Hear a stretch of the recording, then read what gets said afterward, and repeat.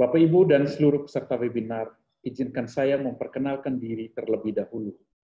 Saya Marsianus Raga yang pada kesempatan ini akan memandu jalannya webinar pada pagi hari ini. Saya ucapkan terima kasih kepada Bapak, Ibu, saudara-saudara sekalian yang sudah bergabung pada webinar yang diselenggarakan oleh mahasiswa-mahasiswi Program Studi Manajemen Konvensi dan Event STP NHI Bandung. Dan webinar ini merupakan webinar series yang pertama yang nantinya akan dilanjutkan dengan seri-seri berikutnya dengan topik-topik yang tidak kalah menariknya. Baik, sebelum masuk ke sesi pemaparan, izinkan saya untuk memperkenalkan ketiga narasumber kita yang sudah hadir ya pada hari ini. Yang pertama, Bapak Faisal MM4 CHE selaku Ketua Sekolah Tinggi Pariwisata Bandung. Yang kedua, Bapak Wisnu Budi Sulaiman selaku CEO PT Pundi Tata Prima. Dan yang akan hadir, Bapak Fibi Adiswasti Pradana selaku Vice General Manager PT Debindo Multi Adiswasti. Ketiga narasumber ini sudah siap untuk memberikan ilmunya dan juga cerita pengalaman mereka terhadap industri mais selama masa pandemi ini. Bapak, Ibu, narasumber, dan peserta sekalian, acara pertama pada pagi hari ini yaitu kita akan mendengarkan kata sambutan dan pemaparan materi mengenai mais introduction yang akan langsung disampaikan oleh Bapak Faisal MM4 CHE, Ketua Sekolah Tinggi Pariwisata Bandung. Dan kepada Bapak Faisal, waktu dan tempat kami persilakan. Transformasi mais industry in the new era. Saya memulai dengan statementnya Mas Wisnu selaku Menteri Pariwisata dan Ekonomi Kreatif bahwa event merupakan cara yang efektif untuk mempromosikan destinasi dan sumber daya pariwisata Indonesia kepada wisatawan. Memang menurut saya kaitan dengan ini perlu juga memang kita mendefinisikan yang terkait dengan apalagi namanya mais dan event. Ya, banyak pakar mengatakan ini dua hal yang berbeda, ada yang mengatakan bagian yang saling melengkapi satu dengan yang lain. Tapi intinya seingat saya program studi MKE itu menghybridkan antara mais dan special event, ya. Begitu kan Pak Marsia? Betul, Pak. Sehingga ya bicara mais juga bicara event, ya bicara juga di dalamnya ada special event dan seterusnya dan seterusnya. Selanjutnya saya sedikit memberikan definisi yang terkait dengan mais itu sendiri. Ya, saya kira ini semua sudah pada tahu ya apa itu meeting, apa itu insentif, apa itu convention dan exhibition. Tentu pendefinisian ini merupakan pengertian umum bagi kita semua. Tentu perlu juga kita memahami apa added value daripada mais. Ya, menurut beberapa literasi ada 4. Tentu yang pertama itu membangun image positif untuk negara, industri, dan destinasi wisata. Semakin banyak mais tentu merepresentasikan bahwa memang negara tersebut, destinasi tersebut, tempat tersebut itu aman, dan tentu memiliki reputasi, memiliki karakter untuk menjadi sesuatu ikon. Yang kedua tentu meningkatkan kapasitas dan kemampuan SDM profesional di industri di Indonesia ini, tentu di industri mais. Yang ketiga tentu ada kontribusi kepada infrastruktur publik. Bagaimana kalau kita lihat ada event internasional seperti kemarin Asian Games, segala berbagai macam infrastruktur, baik yang terkait dengan venue, infrastruktur yang mendukung venue tersebut juga dibangun dan menjadi apalagi namanya suatu legacy yang akan nanti dinikmati oleh masyarakat. Selanjutnya tentu meningkatkan kesempatan perdagangan internasional untuk pengusaha lokal. Inilah yang disebut dengan UMK, usaha menengah kecil, yang tentu memiliki dampak secara multiplier effect dari kegiatan industri mais itu. Selanjutnya yang terkait dengan keterkaitan industri mais, tentu bisa kita lihat sebagai bagian di dalam mengakselerasi dan memperkuat yang terkait dengan pentahelix industri mais. Tentu di dalamnya kita tahu ada pemerintah, ada industri, ada masyarakat yang tentu sudah memiliki peran, yang tentu ini perlu dikolaborasikan. Tapi jangan lupa ada peran-peran industri yang mendukung di dalam penguatan industri mais di Indonesia ini. Ada tentu PCO, ada PIO, ada konsultan, ada DMC, dan tentu beberapa stakeholder yang merupakan indirect, yang tentu memperkaya, yang tentu mengaktifasi yang terkait dengan perkembangan mais itu sendiri. Saya juga ingin menyampaikan bahwa ada beberapa produk-produk mais, ya kita tahu meeting, incentive travel, conference, convention dan exhibition. Produk-produknya kita lihat yang sering kita hadiri di berbagai pertemuan-pertemuan baik formal ya maupun pertemuan-pertemuan informal. Kalau kita lihat corporate meeting dan incentive travel itu bisa berupa kegiatan board meeting, business meeting, sampai annual meeting. Yang dilakukan juga government yang saat ini yang paling banyak, karena saat ini spending pemerintah di dalam mendorong apalagi namanya bergeraknya pariwisata, mendorong bagaimana meningkatkan kunjungan wisatawan lokal dan seterusnya, tentu government spending ini menjadi utama. Tentu ada kegiatan seminar, workshop, meeting, conference, simposium, FGD, dan seterusnya, dan seterusnya. Kalau pameran tentu kita mengenal ada B2B dan ada B2C. Saya kira ini Pak Wisnu yang paling pakar urusan yang terkait dengan ini nanti. Saya melihat dari perspektif dampak COVID saja terhadap perekonomian secara global dan Indonesia. Ini data yang menarik, bagaimana bisa melihatkan ada 3 gambar tahun 2019, bagaimana situasi perekonomian global, setahun 2020 seperti apa, ini banyak warna merah, ya, dan di tahun 2021 harapannya sudah kembali normal, ya, sudah masuk dalam fase penormalan yang ada. Nah, ini dari sumber World Economic Outlook Oktober 2020, prediksi IMF menyatakan bahwa Indonesia akan berada pada negara dengan pertumbuhan 0 sampai -3%. Artinya terjadi konstruksi ekonomi kita. Dan harapannya mudah-mudahan di kuartal keempat ini tidak terlalu dalam dan sedikit bisa lebih positif. Karena sepertinya kuartal pada kuartal pertama itu relatif kita mengalami konstruksi. Selanjutnya tentu jika dibandingkan dengan negara lain, Indonesia relatif lebih baik dibandingkan dengan negara yang mengalami kontraksi lebih dalam di bawah -3%. Untuk kawasan ASEAN, Indonesia dan Vietnam, oleh IMF Indonesia diprediksi sebagai negara yang akan pulih lebih cepat dibanding negara lain. Ini tentu menjadi sesuatu informasi yang membangun kepercayaan, gaining confidence bagi pelaku usaha dan tentu kepada pemerintah. Saya juga melihat ada data ya dari apalagi namanya ICCA. Saya melihat bahwa dampak the world meeting industry yang berpengaruh terhadap COVID-19, kalau kita lihat itu di kawasan Asia Pasifik datanya ya, termasuk di dalamnya Cina, itu ada sejumlah 42 meeting yang di-cancel. Ya, dan ada 111 meeting yang dipospon. Ya, terus ada 8 meeting yang dilakukan di replace, ya, ditukar tempatnya ke negara yang lain. Ya, dari 336 meeting yang ada. Ini rasio ada kurang lebih 47,92% mengalami penyelesaian yang terkait dengan pandemi COVID. Kita lihat seperti di Eropa juga mengalami hal yang sama, datanya menunjukkan dari 1021 kegiatan di kalender 2020 ada 61 yang di-cancel, ada 101 yang ditunda, dan ada 6 yang dipindahkan kotanya dan seterusnya. Ini menunjukkan bahwa memang dampak COVID ini sangat signifikan berpengaruh terhadap bagaimana apalagi namanya industri mais ya. Yang tentu menjadi salah satu lokomotif di dalam menggerakkan pariwisata dan perekonomian di setiap negara. Ini juga data yang menarik yang bisa kita lihat bahwa meeting di Asia Pasifik di tahun 2020 juga mengalami konstruksi.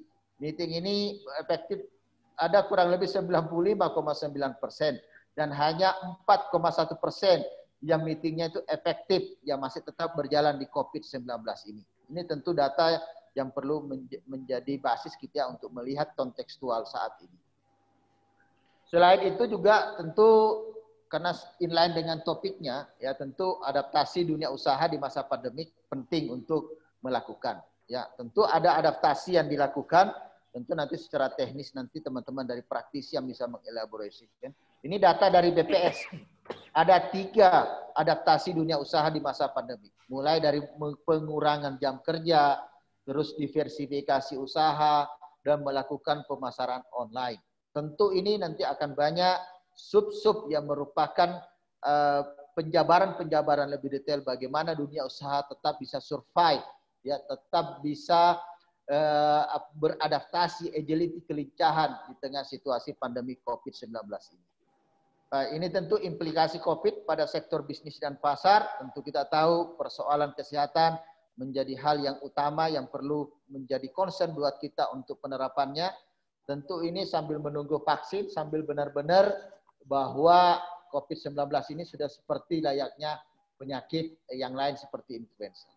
Berikutnya tentu ada new consumer yang baru, terus juga berpengaruh terhadap geopolitik, terus juga tentu teknologi, wars ini, dan tentu di sini peran pemerintah yang sangat signifikan untuk bagaimana mengintervensi, bagaimana melakukan relaksasi, bagaimana membangun mitigasi di dalam masa pandemi COVID ini, yang mulai dari tanggap darurat, pemulihan, dan juga penormalan yang ada.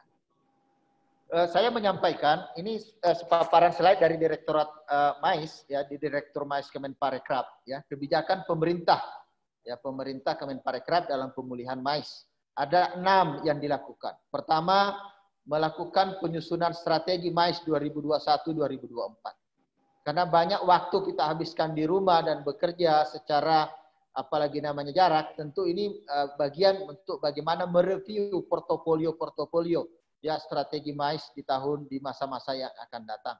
Tentu bagaimana polisinya, pengembangannya, bagaimana branding dan promotionnya ini harus menjadi bagian di dalam penyusunan strategi MAIS. Selain itu juga didorong adanya penguatan pelaksanaan training-training online, tentu yang berbasis kepada kompetensi profesi MAIS. Selain itu juga pelaksanaan bidding kegiatan MAIS internasional di Indonesia, karena tentu ya kegiatan-kegiatan MAIS di tahun-tahun yang akan datang itu sudah tahun ini dan tahun depan itu sudah melalui proses bidding untuk menjadi tuan rumah pada event-event internasional di beberapa tahun yang akan datang. Contohnya yang kita mau lihat itu kan yang akan kita laksanakan nanti itu yakni Piala Dunia umur 19 tahun ya di Indonesia ini. Terus bantuan langsung kepada tenaga kerja yang programnya namanya Balasa. Ya, ini kepada tentu industri MAIS yang ada. Terus ada panduan ya CHSE kegiatan MAIS. Tentu ini bagaimana mensosialisasikan panduan ini, bagaimana mensosialisasikan proses sertifikasi CHSE ini, dan bagaimana memberikan mendeklar yang terkait dengan sertifikasi atau labeling CHSE ini sehingga membangun kepercayaan, membangun rasa aman sehingga market dan juga yang terkait dengan supply ini ya tumbuh dan berkembang. Selanjutnya tentu ada pelaksanaan aktivitas promosi MAIS yang dilakukan yang tentu untuk bagaimana menggerakkan market side ya untuk market domestik, regional dan global yang ada. Ini sedikit penjabaran lebih detail yang terkait dengan roadmap strategi MAIS 2021-2024 yang merupakan program yang sedang dipersiapkan oleh Direktorat MAIS Kementerian Pariwisata dan Ekonomi Kreatif. Tentu saya tidak perlu menjelaskan satu persatu, tapi inilah kira-kira area-area, ya ruang lingkup yang dibahas di dalam menyiapkan portofolio roadmap strategi MAIS di masa-masa yang akan datang sesuai dengan milestone-nya yang ada. Selanjutnya panduan protokol CHSE kegiatan MAIS. Harapannya tentu ini ada targetnya kepada penyelenggara kegiatan MAIS, ya pelaku kegiatan MAIS, asosiasi dan korporasi dan kementerian lain yang memiliki kegiatan-kegiatan MAIS, peserta, pengunjung dan pengisi acara dan kegiatan dan pemerintah daerah. Tentu kita harus sadar, disiplin, dan tunduk di dalam menjalankan protokol kesehatan CHS ini. Tentu ada tujuannya, ya bagian daripada preventif, ya bagian kita juga melakukan deteksi, ya tracking dan seterusnya, dan tentu ini merupakan aksi bagi kita di dalam apalagi mengisi situasi di dalam masa adaptasi kebiasaan baru ini. Selanjutnya saya juga lihat sudah ada panduan protokol CHSE untuk kegiatan event. Ya, jadi ada dua, ada MICE dan ada event. Tentu panduan ini tentu punya tujuan bagaimana memastikan unsur keselamatan dan kesehatan seluruh pihak yang terkait di dalam melaksanakan kegiatan hybrid, kegiatan MICE, dan juga memberikan panduan bagaimana bila pre, ya during dan post melaksanakan kegiatan MICE. Dan tentu ini bagian daripada untuk membangun sistem komunikasi kita, koordinasi kita di dalam memastikan kegiatan MICE ini tetap apalagi namanya aman ya dari COVID-19. Tentu tadi juga salah satu yang saya sampaikan bahwa digital MICE ini menjadi salah satu new normal adaptasi yang kita hadapi. Saat ini kita melaksanakan itu ya webinar. Webinar ini bagian daripada transformasi kita di dalam beradaptasi dalam kebiasaan baru. Ada tentu video conference bagi pemateri dan narasumber, ada pembagian klaster undangan karena kita dibatasi jumlahnya seperti itu. Bahkan kemarin kalau tidak salah Jakarta itu PSBB ketat itu tidak boleh lebih dari 5 orang berkumpul. Ya, kalau di Bandung ini di Jawa Barat ini relatif PSBB-nya atau ABK-nya ini tidak terlalu ketat seperti di Jakarta kemarin. Terus ada tentu hardware dan software equipment yang mendukung pelaksanaan kegiatan itu yang harus dipersiapkan. Tentu teman-teman IT yang paling paham ini. Terus tentu ada registration dan delivery treatment. Intinya bahwa virtual digital system menjadi kata kunci ya saat ini di dalam bagaimana kita beradaptasi untuk tetap bisa menyelenggarakan kegiatan-kegiatan industri MICE di dalam masa adaptasi kebiasaan baru ini seperti itu.